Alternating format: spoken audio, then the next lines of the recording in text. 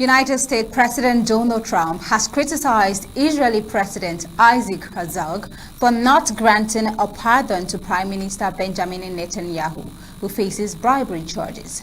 Trump described Herzog's refusal as unacceptable and urged that clemency be extended, highlighting the ongoing political and legal pressure surrounding Netanyahu as he navigates allegations of corruption. The public push by President Trump raises questions about the influence of foreign leaders in Israel's domestic politics and the limit of presidential clemency. To what extent, at this time, can external pressure shape the legal decisions in a sovereign nation, one like Israel? As we dive into the details, this and more will be explored in today's Flash News. Good afternoon and welcome. I am Thabita Arko. Let's begin.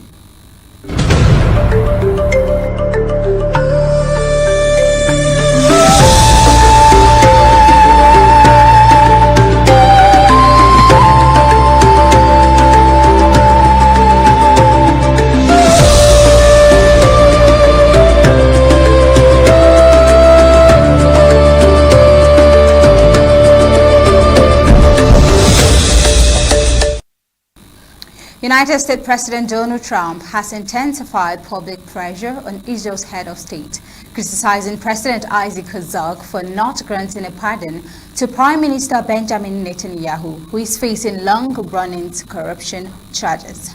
Speaking to reporters on Thursday, President Trump praised Netanyahu's leadership during wartime and urged Israel's president to intervene by offering presidential clemency. He argued that Herzog's refusal to act was unjustified and called on Israelis to push for a pardon. Trump made a statement regarding that. Let's watch. He's been, extraordinary as far as a wartime prime minister. Not easy. And, you have a president that refuses to give him a pardon. I think that man should be ashamed of himself. A pardon over this trial that's going on. The president of Israel, the primary power he's got is the power to give pardons. And he's not, he said he's given it 5 different times, but he doesn't want to do it because I guess he loses his power. I think the people of Israel should really shame him. He's disgraceful for not giving it. He should give it. But Bibi's been a great wartime prime minister, and I've been the best friend to Israel I think that they've ever had. A lot of people say beyond presidents. President Trump's remarks followed his latest White House meeting with Netanyahu, the pair's 7th time since Trump returned to office last year. Underscoring their close political alliance, Netanyahu is on trial over allegations that he accepted expensive gifts and sought favorable media coverage in exchange for political benefit. The case, which began in 2020, has been repeatedly delayed amid regional instability and Israel's ongoing war in Gaza. Israel's presidency responded by reiterating that any pardon request must follow established legal procedures. Herzog's office said the matter is currently under review by the Justice Ministry and stressed that Israel is governed by the rule of law, with the president's rule largely being ceremonial. Trump has previously raised the issue publicly, including during a speech at Israel's parliament last year, where he openly suggested that a pardon be granted. His renewed comments mark one of his most direct interventions yet in Israel's internal legal and political affairs. Beyond the domestic corruption case, Netanyahu is also the subject of an arrest warrant issued by the International Criminal Court after alleged war crimes linked to Israel's military campaign in Gaza. Analysts say Trump's comments reflect both his personal loyalty to Netanyahu and his willingness to challenge institutional boundaries abroad. Even when doing so, risks straining diplomatic norms between close allies. Now, this development coming right here from President Trump and Netanyahu's pardon. But away from that and moving over to Canada, a very disastrous development is unfolding right here, and something that is really emotional and heartbreaking. Canadian police have identified an 18-year-old as the suspect in a mass shooting at a school in Western Canada that left 8 victims dead before the attacker took her own life, making it one of the deadliest school attacks in the country's history. Police said the suspect, J.C. Van Rotselaar, killed her mother and 11-year-old stepbrother at their home before opening fire at her former school in Tumbler Ridge, a remote community of about 2,400 people in British Columbia. Authorities later revised the death toll to 9, including the suspects down from an earlier figure of 10. Investigators said Van Rotselaar acted alone and that no motive has been established. She died from a self-inflicted gunshot wound after police arrived at the scene. The Royal Canadian Mounted Police said officers had previously responded to mental health-related incidents following the suspect and that she had been apprehended several times under the Province Mental Health Act for assessment. Police confirmed they had attended the family residence on multiple occasions over several years. Van Rotselaar, who police said was born male and began identifying as female about 6 years ago, had attended the school in the past but dropped out 4 years ago. Authorities said the victims at the school included a 39-year-old female teacher, 3 12-year-old girls, 2 boys aged 12 and 13, and several others who were injured. Emotional, that's so disastrous. Dozens were wounded in the attack, with 2 victims in critical condition remaining hospitalized. Police had a response and they were the first to break the details. Let's watch. 13-year-old Jessie Van Rotselaar, who is a resident of Tumbler Ridge. The deceased victims from the school include an adult female educator, 3 female students, and 2 male students between the ages of 13 and 17. 2 additional victims, an adult female and a male youth, were located deceased in the local residence. Police also recovered a long gun and a modified handgun at the scene. Officers who arrived within minutes of the first emergency call under active gunfire before finding the suspect deceased inside the building. Canadian Prime Minister Mark Carney postponed an overseas trip ordered flags down on federal buildings lowered to half-mast for 7 days and said the country was in mourning. Parliament later observed a moment of silence. This is the situation on ground. Prime Minister Mark Carney was visibly emotional when asked about the incident. Let's watch. It's obviously a very difficult day for the nation. This morning, parents, grandparents, sisters, brothers in Tumbler Ridge will wake up without someone they love. The nation mourns with you. Canada stands by you. I want to thank and pass on a number of world leaders who reached out directly to me in solidarity and compassion. France, United Kingdom, His Majesty himself, Norway, Finland, India, United Arab Emirates, many others. The world is with you. On the advice of the Clerk of the Privy Council and Heritage Canada, I've asked that the flags in the Peace Tower here and across all government buildings be flown at half-mast for the next 7 days. We will get through this, we will learn from this, but right now it's a time to come together, as Canadians always do in these situations.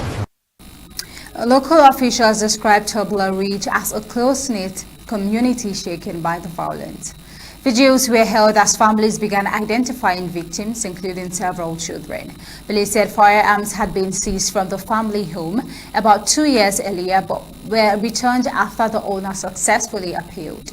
While Canada maintains stricter gun laws than the United States, licensed firearms ownership is permitted. The suspect's firearms license had expired in 2024, police said. The shooting ranks among the deadliest attacks in Canada's history. The country's worst mass killing occurred in April 2020 when a gunman killed 22 people in Nova Scotia. In 1989, 14 women were killed at Montreal's École Polytechnique in a school shooting that remains a defining moment in Canada's national memory. That's sad. Now, moving over to North Korea, what assumes or what's looking like to be a succession for North Korea's leader. A teenage girl is being positioned as the next leader of North Korea, with intelligence officials in South Korea assessing that Kim Jong-un is preparing to confirm his daughter, Kim Jong-un, as his successor. South Korea's National Intelligence Agency briefed lawmakers this week that a move could be formalized at the ruling Workers' Party Congress expected later this month.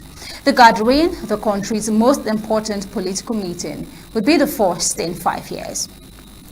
According to the NIS, Kim Jong-un's public status has shifted significantly, with the agency now assessing that she has entered the stage of internal appointment as successor. Officials say her growing visibility in state media and at key national events points to a deliberate effort to consolidate her position. Lawmakers present at the closed-door briefing said the intelligence agency previously described the teenager as being in preparation for succession. The latest assessment suggests she is already being treated as second in command, based on her role alongside her father at high-profile functions. Kim Jong-un first appeared publicly in November 2022 when she attended a missile launch with Kim Jong-un. Since then, she has accompanied him to major state ceremonies, military events, and diplomatic events and conferences altogether. And this is also included with a recent summit they held just last year in China with Chinese President Xi Jinping. Her presence at symbolic locations, such as the Kumsunzan Palace of the Sun, where the embalmed bodies of former leaders Kim Il-sung and Kim Jong-il lie in state, has further fueled speculation about dynastic succession. South Korean analysts say her attendance at the upcoming party congress would be a key indicator of her political elevation. Some experts believe she could be appointed first secretary of the ruling party, while others argue the regime may signal her status more subtly through ideological messaging that emphasizes continuity of revolutionary leadership. North Korea has not publicly confirmed any succession plan. However, intelligence officials say the pattern of appearances and messaging suggests preparations are well advanced. Now, moving over to Nigeria and the current developments regarding the ongoing sanctions and the call for genocide. In Nigeria, 5 Republican members of the U.S. House of Representatives have introduced legislation to review and strengthen U.S. measures against alleged religious persecution and mass atrocities in Nigeria. The Nigeria Religious Freedom and Accountability Act of 2026 identifies Rabiu Musa Kwankwaso, former Kano State Governor and national leader of the New Nigeria People's Party, alongside Fulani ethnic militias, the Miyetti Allah Cattle Breeders Association of Nigeria and Miyetti Allah Cultural Hor, as potential targets for visa bans and asset freezes. The bill was introduced by Representatives Chris Smith, Riley Moore, the bill's author, Brian Mast, Mario Diaz-Balart, and Bill Hozenga. If enacted, it would allow the U.S. Department of State and Treasury to impose targeted sanctions on individuals or groups responsible for severe violations of religious freedom. The legislation requires the Secretary of State to determine whether certain Fulani militias meet the criteria for designation as foreign terrorist organization. It also calls for humanitarian assistance in Nigeria's Middle Belt state to be delivered through trusted civil society organizations, including faith-based groups co-funded with the Nigerian government. The bill mandates that the Department of State and Treasury either impose sanctions under the Global Magnitsky Human Rights Accountability Act or submit a formal explanation to Congress if sanctions are not applied. Representative Riley Moore has been a leading advocate on the issue and conducted a fact-finding mission in Nigeria in November 2025 to assess religious violence. Take a look in an interview. He has this to say. Focusing on looking at some of the bad actors there, specifically the Fulani, this Islamic group that's been going around terrorizing Christians within Nigeria, and giving the administration the ability to sanction those individuals and then also report back to Congress on it. As you know, the president has been very focused on protecting Christian populations in Nigeria that are suffering persecution at a scale which has never really been seen on the continent of Africa as it relates to Christians specifically. So this bill is going to further empower the administration, give them more tools, and really put the pressure on these Islamic radical terrorists that are murdering Christians for their faith in our Lord and Savior Jesus Christ. So this is a really big deal. The legislation builds on prior U.S. actions, including Nigeria's redesignation as a country of particular concern in November 2025, which authorizes the executive branch to implement diplomatic and economic measures. The Trump administration later approved joint military operations with the Nigerian government against suspected militant targets on Christmas Day 2025, and a major strike was heated right there. Now, until next time, this is where we'll be drawing the curtain into this flash news. Remember to stay tuned for Horizon at the top of the hour, 6 p.m. Until then, do have a pleasant day and stay safe.